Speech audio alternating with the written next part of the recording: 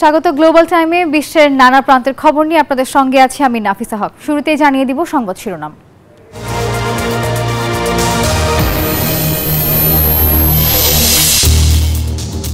ক্ষমতায় এসেই এক ঝাঁক নির্বাহী আদেশ বাতিল ট্রাম্পের। জন্মসূত্রে নাগরিকত্ব বাদ, দুশ্চিন্তায় অভিবাসীরা। প্যারিস চুক্তি থেকে সরে আসায় বিরূপ প্রভাব।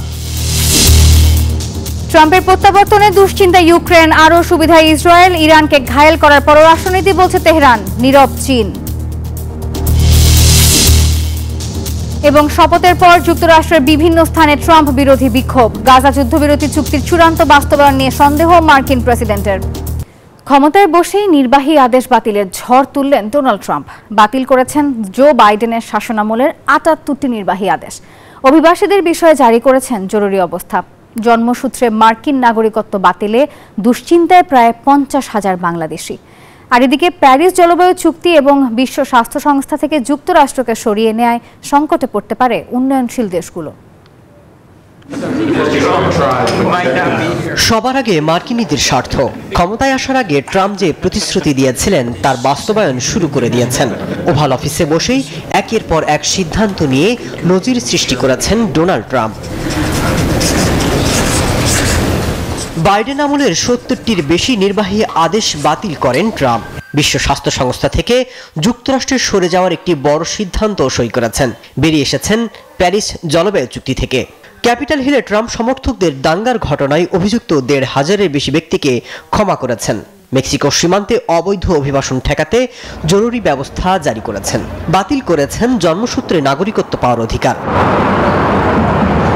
প্রথম দিনই তিনি দেশ থেকে অবৈধ অভিবাসীদের তাড়াতে আদেশ জারি করেছেন।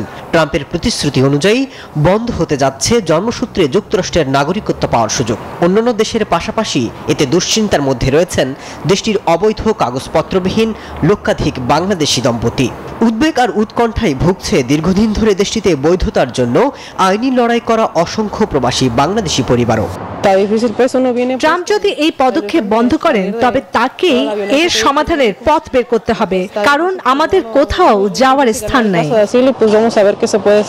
এদিকে প্যারিস জলবায়ু চুক্তি এবং বিশ্ব স্বাস্থ্য সংস্থা থেকে যুক্তরাষ্ট্রকে সরিয়ে নেওয়ায় স্বাস্থ্য এবং জলবায়ু প্রভাব মোকাবেলায় বৈশ্বিক অর্থায়নে বড় প্রভাব পড়বে, আর এতে সংকটে পড়তে পারে উন্নয়নশীল দেশগুলো। মাসুদ রানা, নিউজ 24। যুক্তরাষ্ট্রকে নিজের মতো করে সাজাতে চান ট্রাম্প, আর তাই তো আস্থাভাজন ব্যক্তিদেরকে নিয়ে প্রশাসন সাজাচ্ছেন তিনি। তার প্রশাসনের শীর্ষস্থানীয় পদগুলোর জন্য তিনি যাদেরকে বেছে নিয়েছেন তাদের সবাই তার প্রতি দারুণভাবে অনুগত। দেখে নেওয়া যাক ট্রাম্প প্রশাসনের শীর্ষস্থানীয় ১০ পদে স্থান পাওয়া এই ব্যক্তিরা কারা এবং কি তাদের পরিচয়। যুক্তরাষ্ট্রের ভাইস প্রেসিডেন্ট হিসেবে শপথ নিয়েছেন ৪০ বছর বয়সী জেডি ভ্যান্স। ট্রাম্পের এই সফল যাত্রায় তিনি ছিলেন গুরুত্বপূর্ণ সহযোগী। অনেকে তাকে ইসরায়েল ঘেঁষা হিসেবেও চেনেন। শুধু তাই নয়, ২০২৮ সালের রিপাবলিকান প্রেসিডেন্ট প্রার্থী হিসেবে সামনে আসতে পারে তার নাম। ট্রাম্প তার দেশের নিরাপত্তা সামলাতে বেছে নিয়েছেন ক্রিস্টি নোয়েমকে। ক্রিস্টি প্রথম নজর কেড়েছিলেন কোভিড মহামারীর সময়। এদিকে ট্রাম্প তার সীমান্ত নিরাপত্তায় বেছে নিয়েছেন টম হোম্যানকে। আইন প্রয়োগ এবং সীমান্তে কয়েক দশক ধরে কাজ করার অভিজ্ঞতা রয়েছে তার। মার্কিন পররাষ্ট্র দপ্তরের ভার পড়েছে মার্কো রুবিওর উপর। ২০১৬ সালের প্রেসিডেন্ট নির্বাচনে দলীয় মনোনয়ন পেতে ট্রাম্পের সাথে প্রতিদ্বন্দ্বিতায় নেমেছিলেন মার্কো রুবিও। এবার ট্রাম্প যুগে রাশিয়া ইউক্রেন যুদ্ধ, চীনের বিরুদ্ধে কঠোর অবস্থান নিয়ে বড় ভূমিকায় থাকবেন তিনি। এদিকে কট্টর চীন বিরোধী মাইকেল ওয়ালাসকে দেওয়া হয়েছে জাতীয় নিরাপত্তা উপদেষ্টার ভার। এছাড়া ডিপার্টমেন্ট অব গভর্নমেন্ট এফিসিয়েন্সির দায়িত্ব দেওয়া হয়েছে শীর্ষ ধনী ইলন মাস্ককে এবং ভারতীয় বংশোদ্ভূত বিবেক রামাস্বামীকে। স্বাস্থ্যমন্ত্রী হিসেবে ট্রাম্প মনোনয়ন দিয়েছেন রবার্ট এফ কেনেডি জুনিয়রকে। খ্যাতনামা ডেমোক্রেট পরিবারের সন্তান রবার্ট এফ কেনেডি জুনিয়র নির্বাচিত ট্রাম্পের পছন্দের ব্যক্তির তালিকায় জায়গা করে নিয়েছেন। এছাড়া তুলসী গ্যাবার্টকে জাতীয় গোয়েন্দা পরিচালক, হাওয়ার্ড লুটনিকে বাণিজ্য মন্ত্রী, স্টক বেসেনকে অর্থমন্ত্রী হিসেবে মনোনয়ন দিয়েছেন Donald Trump. Masud Rana, news 24। যুক্তরাষ্ট্রের ৪৭তম প্রেসিডেন্ট হিসেবে শপথ গ্রহণ করায় ডোনাল্ড ট্রাম্পকে শুভেচ্ছা ও অভিনন্দন জানিয়েছেন বিশ্ব নেতারা। অভিনন্দন জানিয়ে ট্রাম্পের সঙ্গে পুনরায় যোগাযোগের কথা বলেন রুশ প্রেসিডেন্ট ভ্লাদিমির পুতিন। ট্রাম্পের সঙ্গে কাজ করার কথা জানিয়েছেন কানাডার প্রধানমন্ত্রী জাস্টিন ট্রুডো আর স্বাগত জানিয়েছেন ইসরায়েলের প্রধানমন্ত্রী বেনিয়ামিন নেতানিয়াহু। মার্কিন প্রেসিডেন্টকে আরও অভিনন্দন জানিয়েছেন তুরস্কের president Recep Tayyip Erdogan, German chancellor Olaf Scholz, ইতালির প্রধানমন্ত্রী জর্জিয়া মেলোনি, ব্রাজিলের রাষ্ট্রপতি লুলা দা সিলভা, সুইডেনের প্রধানমন্ত্রী উলফ ক্রিস্টারসন সহ বিভিন্ন দেশের সরকার এবং রাষ্ট্রপ্রধান।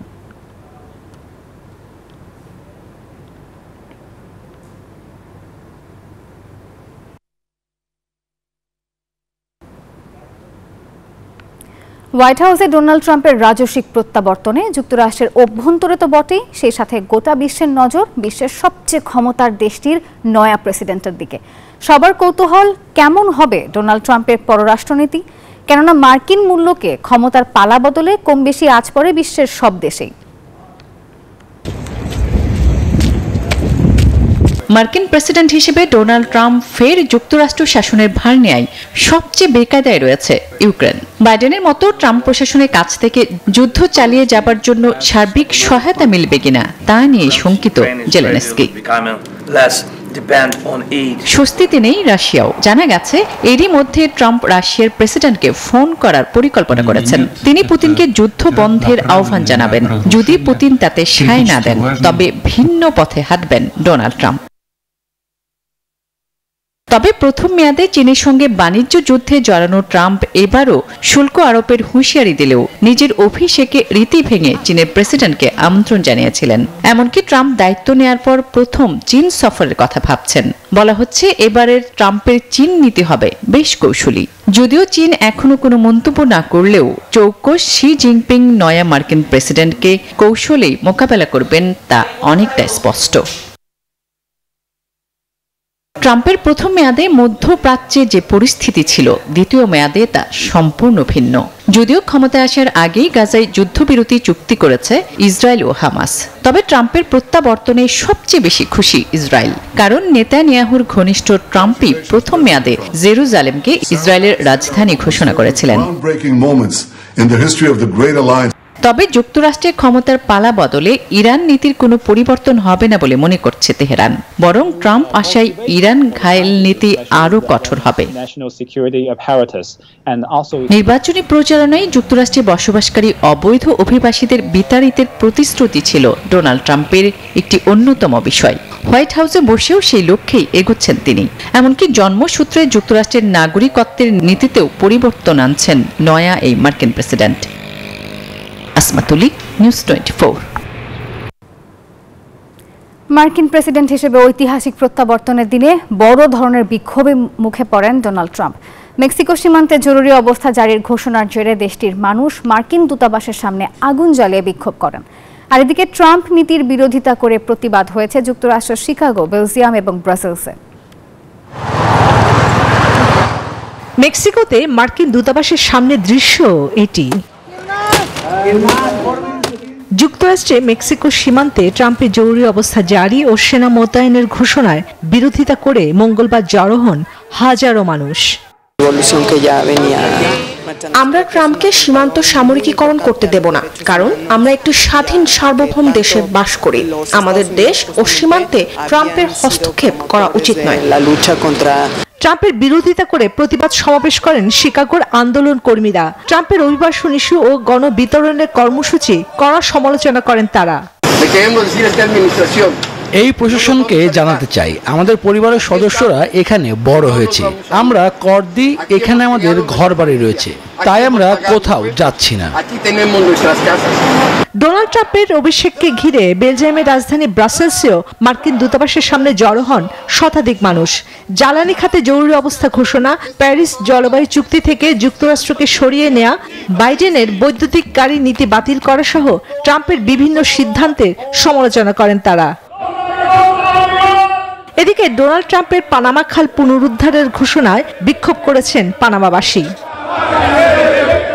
চন্দ্রানী চন্দ্রা, নিউজ 24। ইউক্রেন যুদ্ধের সমাপ্তি টানতে একটি চুক্তির ব্যাপারে আগ্রহী দেশটির প্রেসিডেন্ট ভলোদিমির জেলেনস্কি। সোমবার হোয়াইট হাউসের ওভাল অফিসে সাংবাদিকদের এমনটাই জানিয়েছেন নবনির্বাচিত মার্কিন প্রেসিডেন্ট ডোনাল্ড ট্রাম্প। তবে এখনও দিনের অর্ধেক বাকি বলেই মন্তব্য তার। আর এদিকে গাজা যুদ্ধবিরতি চুক্তির চূড়ান্ত বাস্তবায়ন নিয়ে তিনি সন্দেহ প্রকাশ করেছেন। মার্কিন প্রেসিডেন্টের দায়িত্ব গ্রহণের পর সোমবার ওভাল অফিসে সাংবাদিকদের বিভিন্ন প্রশ্নের উত্তর দেন ডোনাল্ড ট্রাম্প। এক পর্যায়ে চলে আসে ইউক্রেন যুদ্ধ প্রসঙ্গ। তখনই ট্রাম্প জানান, ইউক্রেনে যুদ্ধের সমাপ্তি টানতে দেশটির প্রেসিডেন্ট ভলোদিমির জেলেনস্কি একটি চুক্তির ব্যাপারে আগ্রহী। এর আগে ট্রাম্প বলেছিলেন তিনি ইউক্রেন যুদ্ধের অবসান চান। এ নিয়েও প্রশ্ন করা হয় তাকে। জবাবে তিনি আবারও আশ্বাস দেন,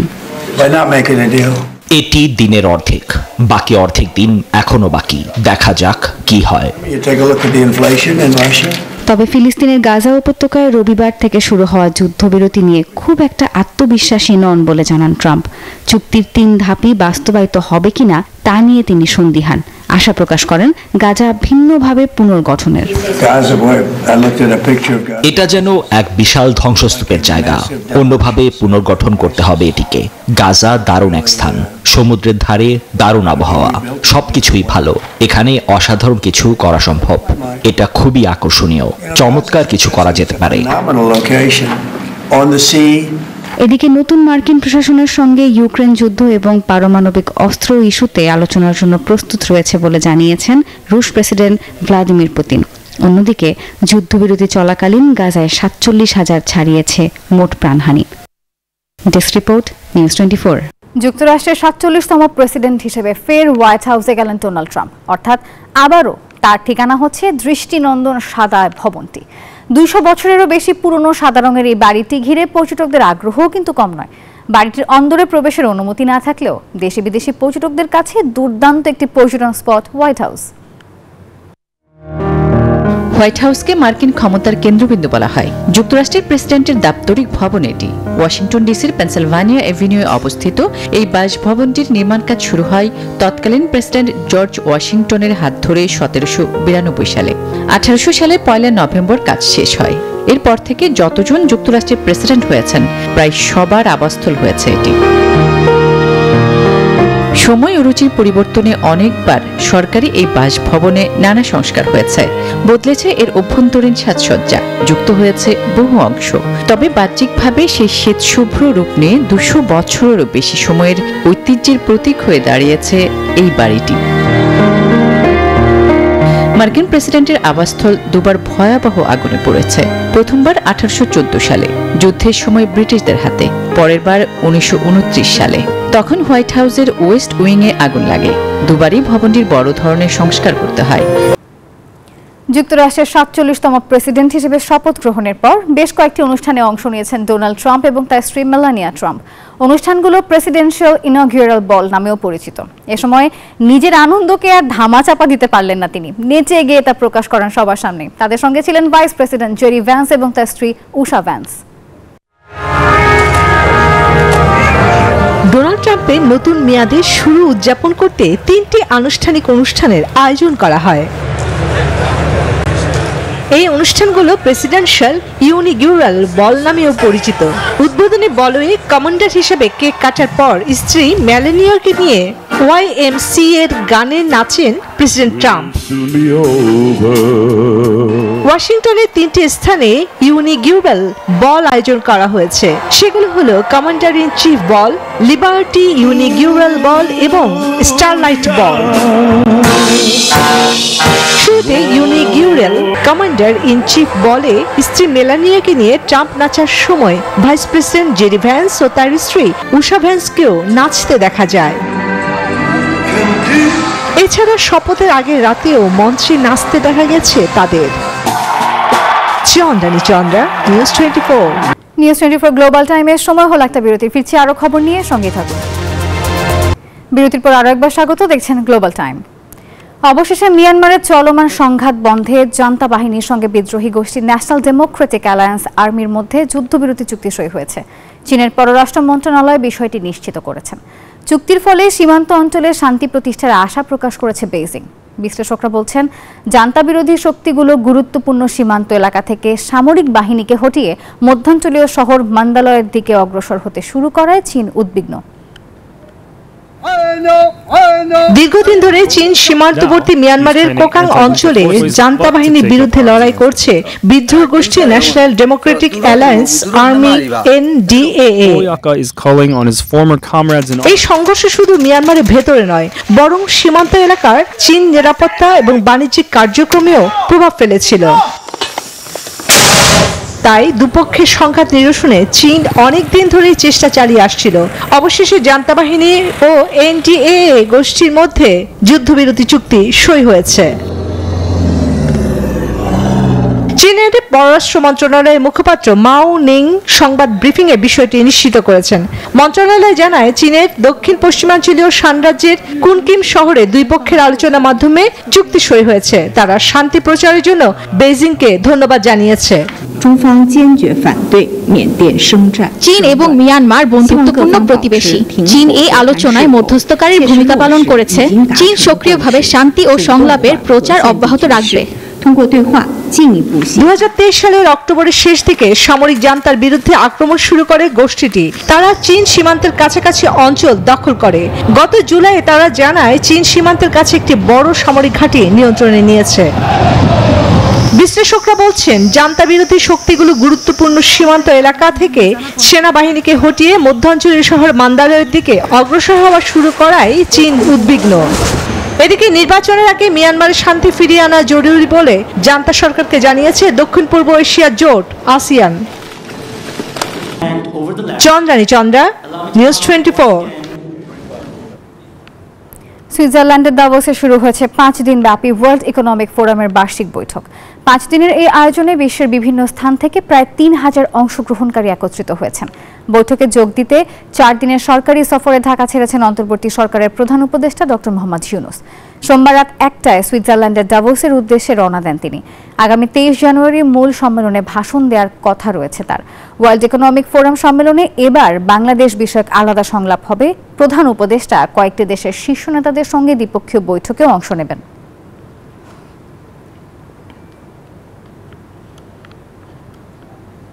চীনের প্রবৃদ্ধি 2024 সালের 5% লক্ষ্যমাত্রা অর্জন করেছে। মূলত উৎপাদন এবং রপ্তানি প্রবৃদ্ধির উপর নির্ভর করে গত বছর প্রবৃদ্ধির লক্ষ্যমাত্রা অর্জন করেছে দেশটি। ডোনাল্ড ট্রাম্প নির্বাচিত হওয়ার পর চীনের রপ্তানিকারকেরা আগে ভাগে রপ্তানি করে ফেলায় শেষ প্রান্তিকে চীনের প্রবৃদ্ধির হার বেড়েছে। বছরের শেষ প্রান্তিকে দেশটির অর্থনীতি বেশ ভালোভাবেই ঘুরে দাঁড়িয়েছে। শেষ প্রান্তিকে দেশটির প্রবৃদ্ধি 5.4% হয়েছে, যার ফলে তৃতীয় প্রান্তিকে প্রবৃদ্ধির গতি কমলেও চতুর্থ প্রান্তিকে তা অনেকটাই পুষিয়ে নেওয়া গেছে। চীনের জাতীয় পরিসংখ্যান ব্যুরো বলেছে, বেশ কিছু প্রণোদনা প্যাকেজ দিয়ে অর্থনীতি চাঙা করার চেষ্টা করছে চীন সরকার। বিএনপির ভারপ্রাপ্ত চেয়ারম্যান তারেক রহমানের নেতৃত্বে 31 দফার ভিত্তিতে স্বনির্ভর বাংলাদেশ করতে ঐক্যবদ্ধ মালদ্বীপ বিএনপি। বিএনপি প্রতিষ্ঠাতা স্বাধীনতার ঘোষক শহীদ প্রেসিডেন্ট জিয়াউর রহমানের 89তম জন্মদিন উপলক্ষে রাজধানী মালেতে অনুষ্ঠিত এক আলোচনা সভায় প্রধান অতিথির বক্তব্যে এমন দাবি করেন মালদ্বীপ বিএনপি সভাপতি মোহাম্মদ খলিলুর রহমান। যুগ্ম সাধারণ সম্পাদক মোহাম্মদ রবিউল আলমের সঞ্চালনায় এতে উপস্থিত ছিলেন মালদ্বীপ বিএনপির সিনিয়র সহসভাপতি নেহের মিয়া রানা, সাংগঠনিক সম্পাদক রফিকুল ইসলাম সহ আরো অনেকেই। নিউজ 24 গ্লোবাল টাইম এ পর্যন্ত। ধন্যবাদ সবাইকে।